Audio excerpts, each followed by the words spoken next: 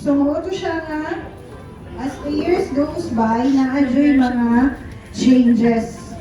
Even karon lang sa documentation sa mga babies, kanang ilahang 12 months na milestones, gina-document yun siya labi na sa mga first time na mga parents. O, unsa na po kaya ang mahitalo-sunod na, basig na anay, bitter 60 na may sweet 16 siguro, better at 60 years old. So, kidding aside, this sweet 16, kung as a history is a coming of age, a party, coming of age for a party celebration. And mainly, nagsimula niya siya sa United States of America and Canada. Though traditionally, this is commonly celebrated by the girls. Pero as time goes by, gina-celebrate na po siya sa mga boys. So boys, pwede po mong mag-celebrate of sweet 16 or stronger 16 siguro. Stronger 16. So, napoy sa Latin America, which is more famous ang tinatawag nilang quinceañera. So, kaning quinceañera, a celebration of a girl. Pero 15 years old di siya. A transition from a girlhood to womanhood.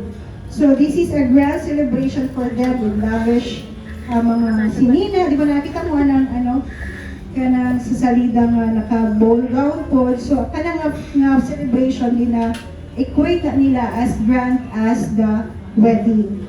So, it means, ang kaning pagiging 16 sa mga babae, kanang introduction na ni sa ilang pagka-womanhood. Kanang warning sign sa mga parents na inyong anak, adult na siya. Adult na siya. Tapos kanang sa western, kanang pagpailailang na ako ang anak, adult na. Kahit pinabasa sa Aztec, murag i-present nila sa community na nilang anak is 15 na, which is ready for marriage. So ang papa, present niya, welcome na siya og mga support. Pero murag dili pa jud pwede kay pangit. Kaya sige, makakuan ta. Sayang wala si pangit. Blame it po ay. So nonetheless, maski mo sa man ang meaning ani nga celebration, but one thing for sure, we said birthdays are not worthy to be celebrated.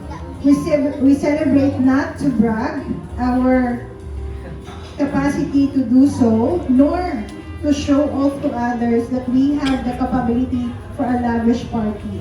But we celebrate because we want to express our gratitude to our God for giving us life.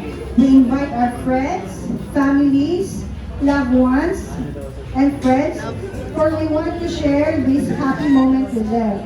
Because they are the very persons whom you journey with every step of the year. So, i-invite mo tayo siya, it means na we are something for Harsha. Like, kita ang nag-journey sa iya ha, naabot siya ay ani na age. So, this very day is the 16th birthday of Harsha, a celebration of God's faithfulness and goodness to her life. This is also a manifestation of thanksgiving on the part of her parents for being blessed with a respectful and well-mannered child. So this time, we will sing happy birthday to Harsha as she blow her cake. So Harsha, please. So everyone, isa mo of tune. Happy birthday, ready? Sing!